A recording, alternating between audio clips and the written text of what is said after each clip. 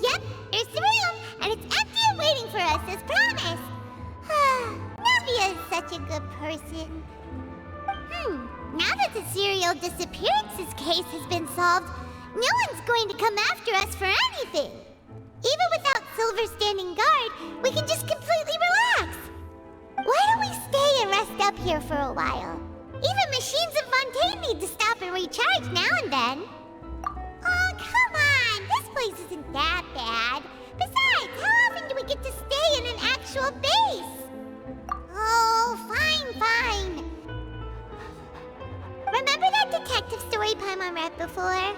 Well, the author is about to release a new book, so Paimon wanted to buy it as soon as it came out and have a quiet place to read it. Yippee! Then it's agreed. Come on, let's get some sleep. We'll need to be up first thing in the morning to get in line and buy a copy.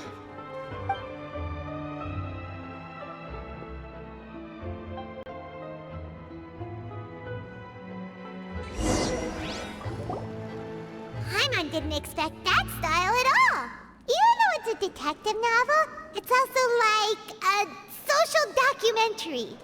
Whew, it's actually pretty good. No! Paimon just spends a bit more time sleeping than you, that's all. Excuse me, but do you know if the Traveler and Paimon are lodging here? Huh? Who are you? Paimon doesn't recall seeing you before. Wait, you're not here to give us trouble, are you? A blonde traveler and a chatty little fairy. Whew, looks like I found the place. Good thing I asked the Spina di Rosula. Seems they sent me the right way. Hey, what do you mean by chatty? Paimon's always careful not to talk too much. Most of the time, anyway. It's an honor to meet you both. I was sent from the Palais Mermonia. Monsieur Nourillet wishes to see you. It seems he has something important to discuss in person. Nourillet? He wants to see us again already? Huh. We talked so much the last time we met. Has something happened since then? I am not privy to the details. It would be best if you came to the Palais Mermonia and asked Monsieur Nourillet in person. If you say so, but Paimon has a bad feeling about this. Now that I've delivered the message, I'll take my leave. Thanks! We haven't left the room for a few days, so we'll head over once we've freshened up a bit.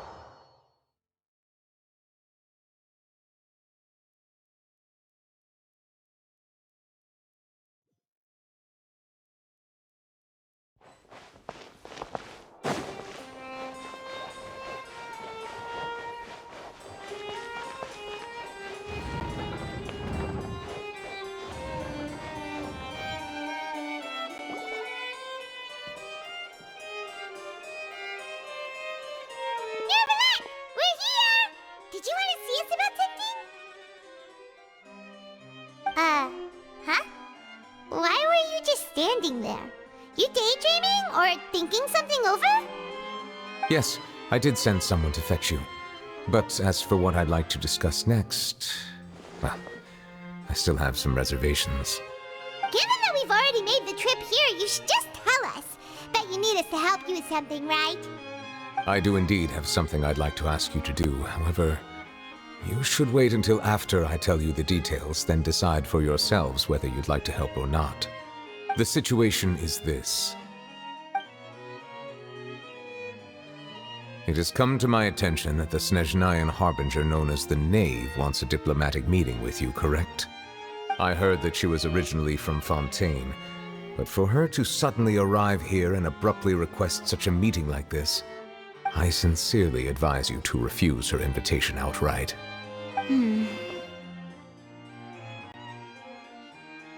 I'm sure you're aware that her purpose is most likely related to Child's recent predicament. We convicted one of the Snezhnayan harbingers in a court of law, but we have yet to provide any form of detailed report on the matter. This does indeed provide an opportunity for Snezhnaya to put pressure on us. I believe we should adopt an evasive stance until we can provide a proper explanation and have a preliminary plan on how to deal with the matter. No, we shouldn't. I think we should agree to the meeting. Oh? Well, you see, we are the ones that owe an explanation. If we keep putting off the meeting, it could easily result in the problem escalating, right? It's like a fight between two friends. If they don't agree to see each other and talk in person, isn't it possible that the friendship could end entirely? Though diplomatic relations between Fontaine and Snezhnaya could be considered as friendly, it is only superficially so. You wouldn't go so far as to say that our nations are friends, as you did in your example. It was just an analogy. An analogy, okay? Moreover, even if we were to talk in person, if we don't have sufficient information prepared, it is quite possible the result wouldn't be restored relations, but a complete falling out. I don't think we should overthink those possibilities yet. Even if the logic of the divine is not immediately apparent, its wisdom will only be revealed with time. Besides, you'll be at the meeting. If any problems do pop up, you'll have no problem navigating them. I must clarify that interacting and communicating with people outside of court is not my cup of tea. It seems you think too much of me. But more importantly, when did I agree to join the meeting with you? You mean you won't come? No, that won't do. I can't go to the meeting alone. You have to accompany me. I must take you with me. Lady Farina, could there be something else regarding this matter that is being kept from me? No, not at all. Look, I am the Hydro-Archon of Fontaine, Focalor, the god of justice who is loved and adored by many. So I only hope that justice will be served in this matter. Don't overthink it. I'll go find someone to arrange the meeting.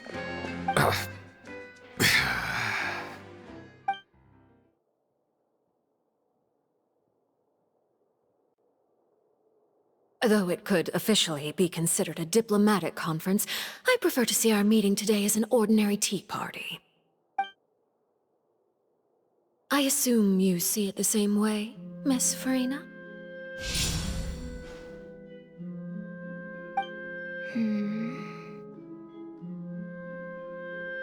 Lady Farina?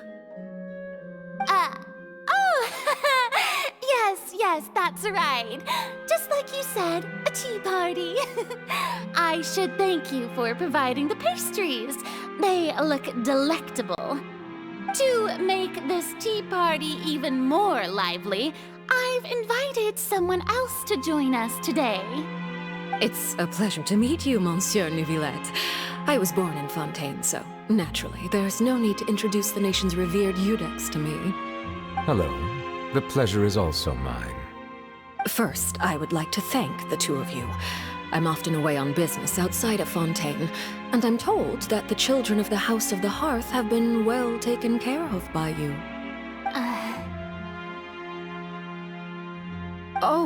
I'm not referring to when my children, Linny and Lynette, were falsely accused by you.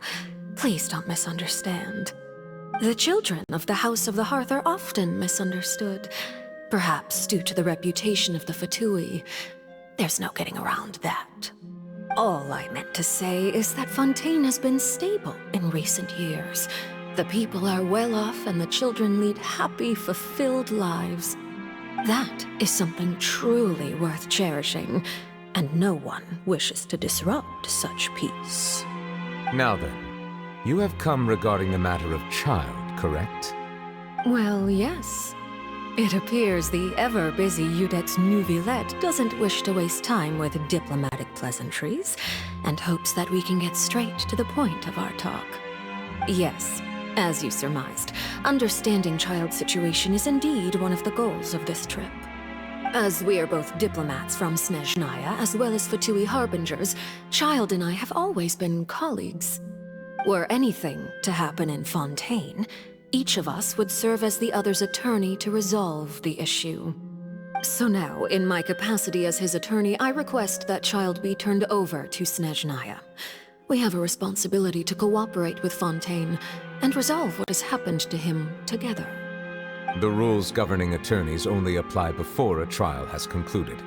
Since a verdict has already been rendered, we see the case as settled. I apologize for being unable to grant your request. An outright refusal. Very well. I respect all the rules of Fontaine's courts, just as I respect you as Chief Justice.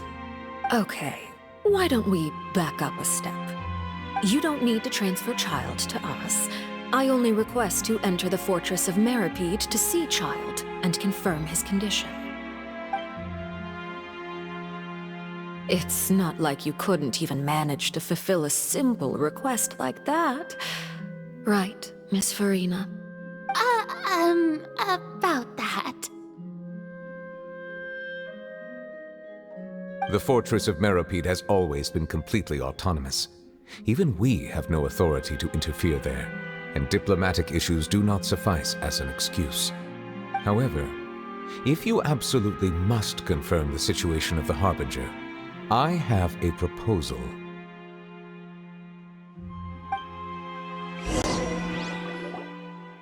The Knave showed up already? Well, Linny did say that Father will be returning soon. We didn't even know that Linny was from the House of the Hearth at the time, so we kinda overlooked that information. Yes, thank you for your kind advice.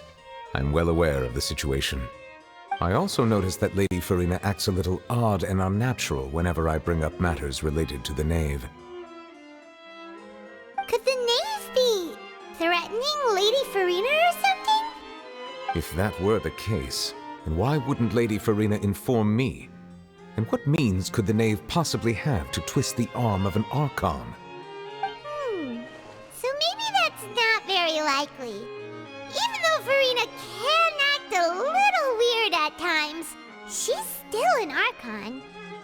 In reality, this problem is even more thorny than it appears.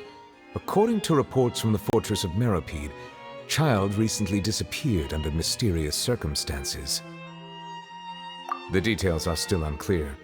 We cannot rule out an escape, but there have also been no reports of him outside of the Fortress of Meripede. Special guards oversee the fortress, and its internal systems are extensive. Combined with the special characteristics of the surrounding terrain, an escape should not be possible. I suspect that there's something else behind Child's disappearance. I was only willing to share this information with you because you are friends of Child, and it is my duty to see justice done. So this is what you wanted to see us about before. Yes. I would like you to go to the Fortress of Meripede and investigate Child's disappearance. This was my proposal during our meeting with the Knave.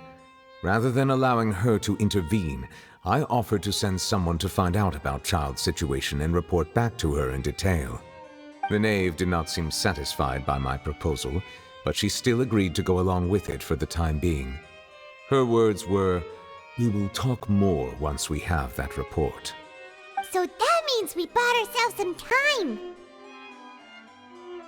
Firstly, you're already acquainted with Child. Your eyes may discern relevant details there that others would miss. And secondly, is the consideration of the unique nature of the Fortress of Meripede. Isn't it just Fontaine's prison? I would not define it so crudely. The Fortress of Meripede is not affiliated with the court system of Fontaine on paper. It has always existed as an autonomous entity. Early in Fontaine's history, criminals were punished with exile, not imprisonment. Even today, sentences against convicted criminals still include exile, just as before. The Fortress of Meripede may seem like a prison, but it should in fact be regarded as a gathering place for exiles. All we do is dispatch guards to keep watch and help maintain security, but we have no right to get involved with any other matters. Although I do have a personal relationship with the administrator there, neither myself nor the courts have the right to be directly involved with the investigation, no matter how serious the grounds. Oh, Paimon gets it now.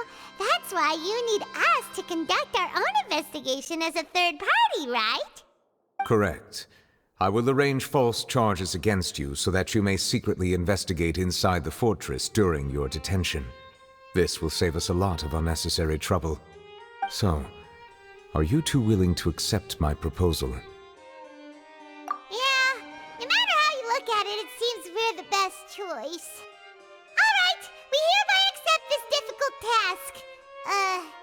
Reluctantly. You two have my sincere thanks. This matter is of critical importance to Fontaine's current situation. Also, I hope that both of you can keep this operation a secret. We will rendezvous at the Fortress of Meripede's entrance on Erinius once you've prepared yourselves. I will arrange for someone to take you inside. Prepared ourselves? Is there something we need to prepare? Perhaps you could enjoy a good meal and have a nice bath. I'm afraid that living conditions inside the fortress are nothing like those on the outside world. Oh, right! Even though we'll be there on trumped-up charges, we'll be in prison for real. On second thought, is it too late to back out? Please do not worry. Since you are sacrificing both your time and quality of life for the sake of delivering this report, you will be compensated according to the highest standards permitted to legal staff, regardless of the outcome. Now that's more like it! Come on, Traveler, let's go eat the best meal we can find! We'll eat so much that we won't need to eat another meal for a whole month! You're a treat! Are you leaving now? In that case, please take this cake as a token of my personal gratitude.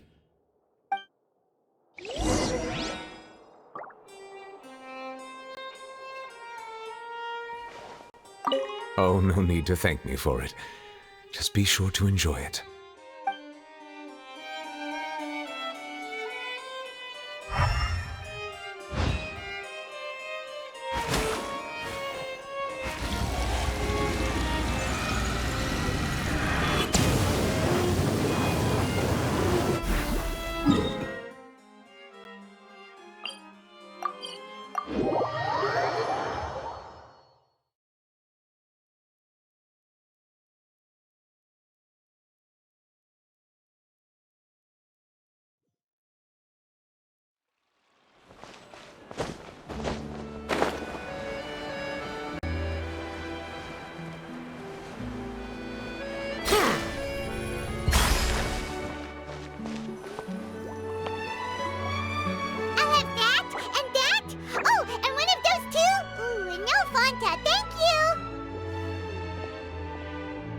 That cake was pretty good.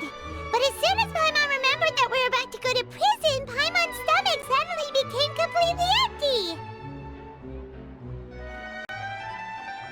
Now that Paimon thinks about it, we've always been super careful ever since we arrived in Fontaine. Just to avoid breaking any strange laws here. But here we are, about to willingly send ourselves off to the Fortress of Meripede. Maybe this is what they call fate. Let's just try our best to investigate everything quickly once we get there.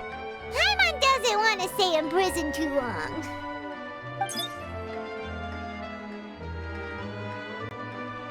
what is that I hear? Is it the taste of a breaking story? Hey! You can't hear a taste! And what are you doing here, Charlotte?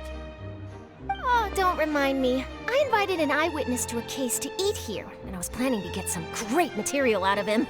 But he didn't even show up. Calm down, calm down.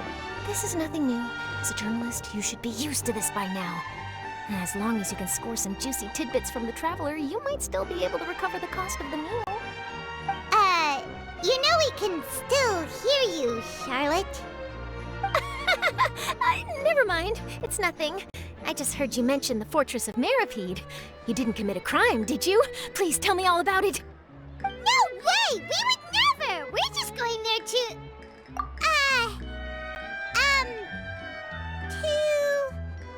Oh no, Paimon almost forgot that Neuvillette told us to keep it a secret! Huh? You're being arrested for that? Oh, but now that I think about it, I suppose that's not completely unreasonable. That's pretty despicable, almost as offensive as committing theft. You mean Paimon really did something that serious? Sorry, Paimon really messed up. Well, in that case, it's nothing particularly newsworthy after all. Oh, how disappointing. Oh, right, there's still a chance. Since you're going to be at the Fortress of Meripede, would you be willing to help me gather some material for a story? About that, Paimon doesn't think we'll have any time. Oh, it's nothing difficult. All you have to do is think of a way to get some time face-to-face with the warden of the fortress. He was awarded the honorary title of Duke in Fontaine. Sounds really cool, huh? Only those who have made significant contributions to the nation have been conferred this title. It's incredibly rare. On top of that, the Fortress of Meripede has never been under the jurisdiction of the courts. Practically nobody, including journalists like me, knows anything about the person in charge there. Oh, if I could write an exclusive article about him, I bet it would sell a boatload of papers. You make it sound easy, but it really depends. Of course, I wouldn't ask you to do it for free, so this meal is on me. All right, you got a deal. We'll do anything you want. Then it's settled. The food should be here any second, right? Huh? Wait, just how much did you order?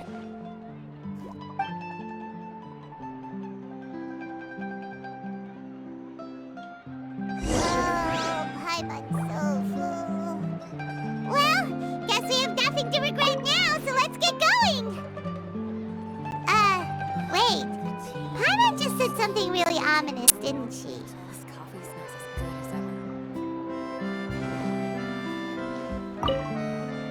I had no idea you could eat so much. That didn't go according to plan. Please, please, don't forget about the material for my news article.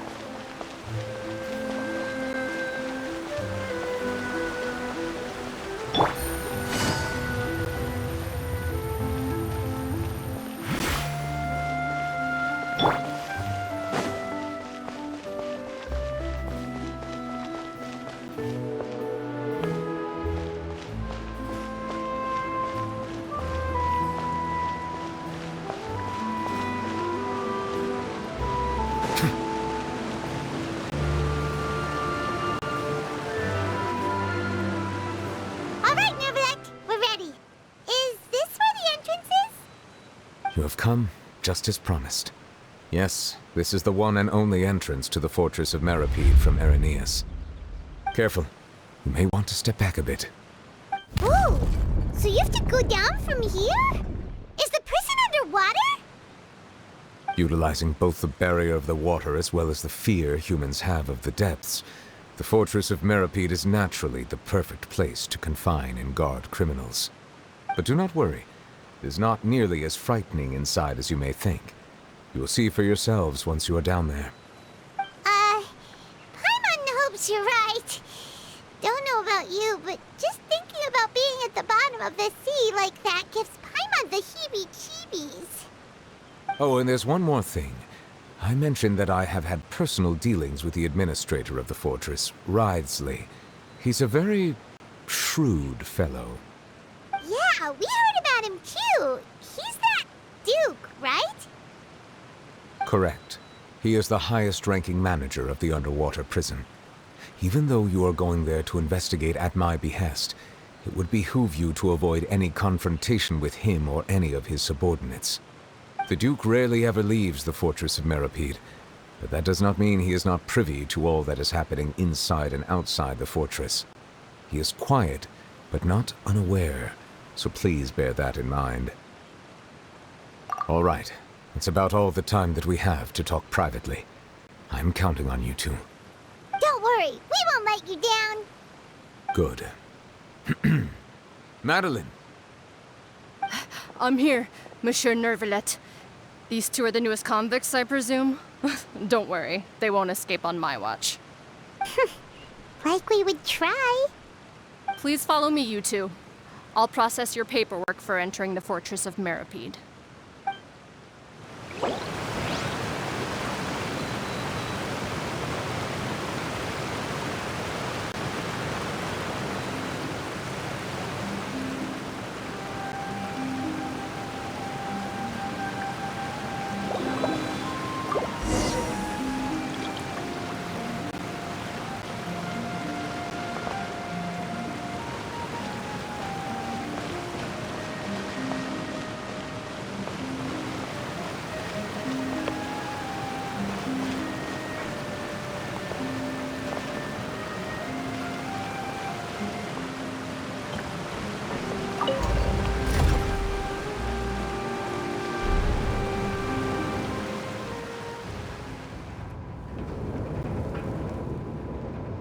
Are we already underwater now? Huh. So this is what it feels like to be a criminal in Fontaine. You two seem to be taking this pretty well.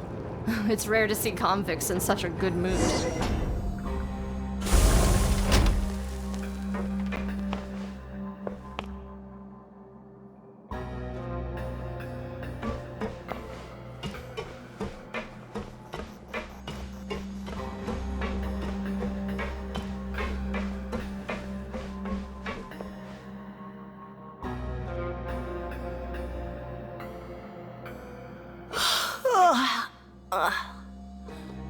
Oh, it's you, Madeline. Why'd they make you make the trip down here today? Monsieur Nervalet personally requested I escort these two convicts. I suppose he was concerned others might not be up to the task. Well now, aren't you the lucky one?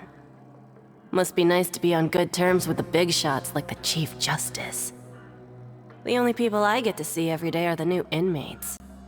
Well, have you tried service with a smile? Who knows, it might help your professional reputation. Yeah, right. As if. Every criminal comes through here looking miserable. How can I smile with such a toxic work environment? And even if I did smile at them, the convicts would probably just think that I'm some freak getting some kind of twisted enjoyment from their pain. Oh, she's got a point. Well, I've finished transferring you. You two will register here, and Marette will guide you through the remaining procedures. Yep, I'll take it from here. You head on back to that bright and sunny world above. Okay, let me see. You are the Traveler and Paimon, correct? That would be us. Let me confirm your charges and sentence. Let's see. You two are charged with Eating a cake specially prepared for the Archon by a Snezhnayan envoy without the Archon's permission, thereby incapacitating the political center of Fontaine for a brief period. Sentence: 45 days? Huh? Wait, you mean the cake that Nervalet gave us was... Just looking at the charges, it seems you two are capable of causing some serious trouble. And considering how fond Lady Furina is of sweets, this crime is tantamount to trying to assassinate the Hydro Archon herself. Now I've seen everything. Anyway, we still need to finish processing you before you can enter the Fortress of Meripede. Please stand in front of the board over there. I'll take your mugshots with my camera. Oh, all right. But be sure to catch Paimon's good side.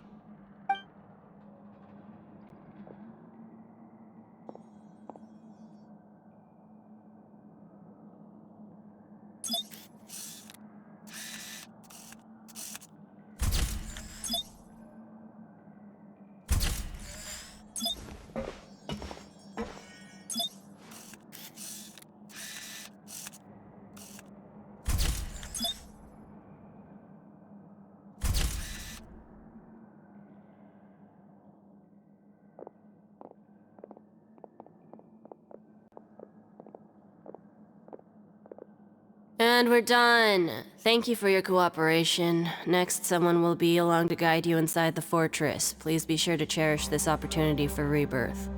Huh? Rebirth? Isn't that a little much? We're only gonna be here for 45 days! You two are the new inmates, right? Follow me. Oh, okay! Paimon is Paimon and this is the Traveler! Save it. Not like I'll remember your names. Move it.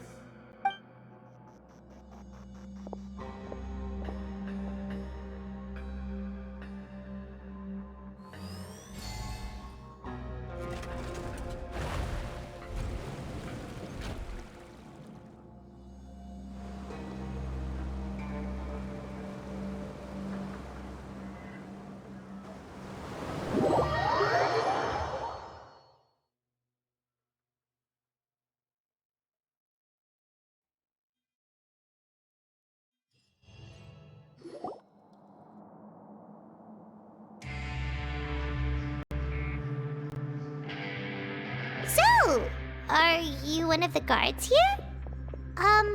Is there anything we should be careful of while we're here?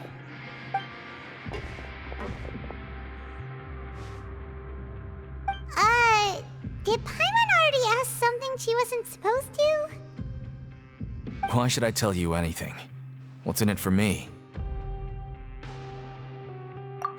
This is exactly why I can't stand you fish. I wouldn't even be doing this if it weren't for the credit coupons. Credit coupons? Alright, seeing as you're not the annoying kind that's getting dragged in here crying and blubbering, I guess I can tell you a few things. But next time, it'll cost you some coupons. Mora means nothing here. Here, we use credit coupons. Coupons can get you almost anything in the Fortress of Meripede. Desires? Fulfilled. You want power? No problem. Coupons can even change fate itself. So, credit coupons are a currency that can only be used here? It's not as simple as that. Like Moret said, everyone gets a chance at rebirth. No matter how much money or power you had before, it means nothing once you set foot inside the Fortress of Meripede. You have to start over and earn your coupons. Everyone starts from the same place, and you have a chance at a new, less terrible life. I guess that's the real purpose of the coupons. They symbolize true fairness and true justice. And this is also exactly why so many criminals choose not to return to the outside world, even after they've served their sentence. Oh, so that's what the Fortress of Meripede is like. Huh. Paimon was under the impression that it'd be more like a prison. It certainly ain't all sunshine and roses here, but it's also not the worst place to be. You'd better take a good look at the scenery now. It'll be the last chance you get for a while. After being away from the sunlight for so long, even the terrifying depths of the sea start to feel like home. It just stops feeling oppressive, you know? Oh, I'm actually an inmate like you two. Welcoming newcomers is a job I've picked up to earn some extra coupons.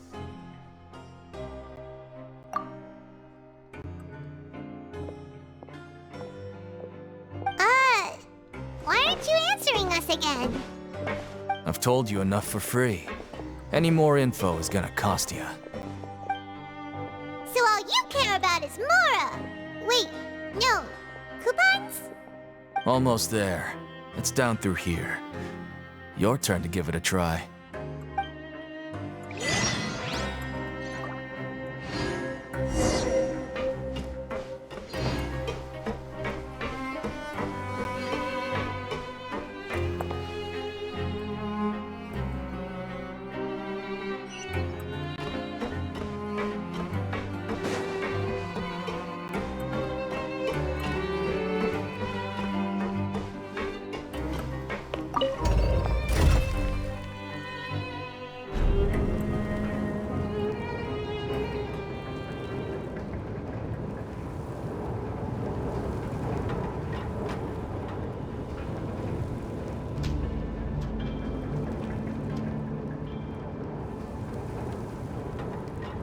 Melusines are beautiful creatures. They... So, we're going even deeper now? Just how deep down are we? It's like a metaphor for your previous life, isn't it? Our lives weren't that bad.